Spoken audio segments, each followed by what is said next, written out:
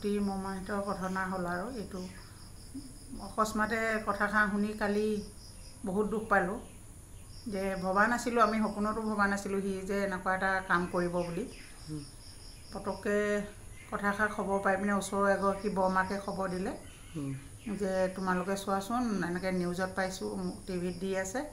এনেকৈ শিলাদিত্য চেতিয়া এনেকুৱা এটা কাম কৰিলে আত্মহত্যা কৰিলে আমিতো আচৰিত কেনেকৈ হ'ব পাৰে আমিতো তেতিয়ালৈকে ভবাই নাছিলোঁ মানুহগৰাকী যে তেনেকৈ ঢুকালে বুলি অসুখ হৈ আছে বুলি 2 বছৰমানৰ আগৰ পৰা জানো তেওঁ যে অসুখ এটাত ভুগি আছে হুইলচেয়াৰতে থাকে তেওঁ খোজ চোজো কাঢ়িব নোৱাৰে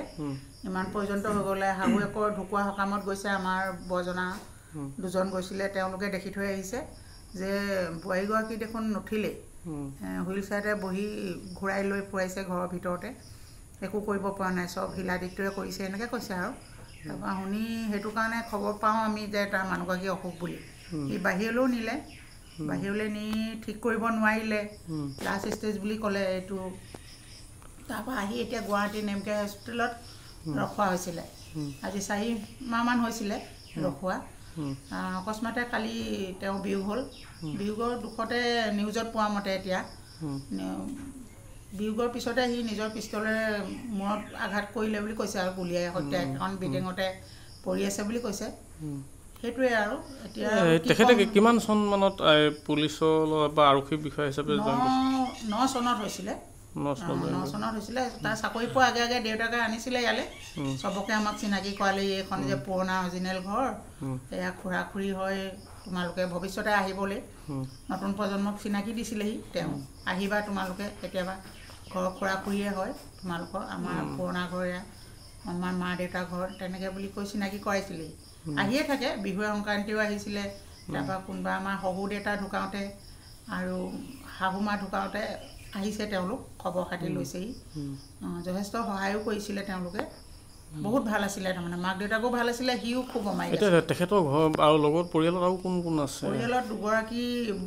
ভনীয়েক আছে 2গৰাকী বিয়া দিয়া নাছিলে তাৰপিছতে ডাঙৰগৰাকী আইলেণ্ডত থাকে সৰুগৰাকী গুৱাহাটীতে থাকে ডক্টৰ কৰে তেওঁ নেমকেয়াৰ হস্পিটেলতে কৰে তাতে থাকে কৰ্মসূত্ৰে ডাঙৰগৰাকী আইলেণ্ডত থাকে তেখেতৰ পত্নীগৰাকীৰ নাম কি আছিলে আগামণি বৰবৰা চেতিয়া আছিলে বৰবৰা চেতিয়া তেখেতৰ ঘৰ গুৱাহাটীতে তেখেতৰ ঘৰ গুৱাহাটীৰ পৰাই বিয়া কৰাইছে বুলি জানো আৰু আমি বিয়াত যাবলৈ নহ'ল খবৰ দিছিলে যাব নোৱাৰিলোঁ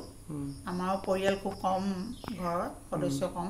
সেইটো কাৰণে ঘৰখন এৰি যাব নোৱাৰিলোঁ আৰু তেখেতৰ জন্ম ক'ত হৈছিলে তেখেতৰ জন্ম হৈছিলে যোৰহাটত দেউতাকে ইয়াৰ পৰা চাকৰি সূত্ৰে যোৰহাটত মাটি কিনি ঘৰ বনাই আছিলে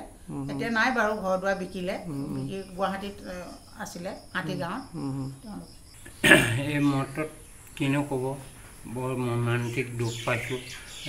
তেওঁ আছিলে IPS বিষয়া তেওঁ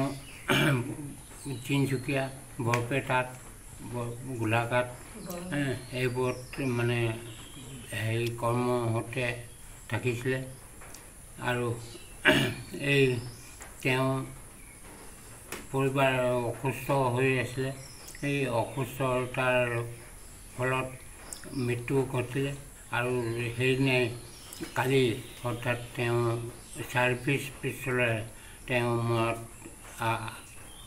গুলীয়াই আত্মহত্যা কৰিলে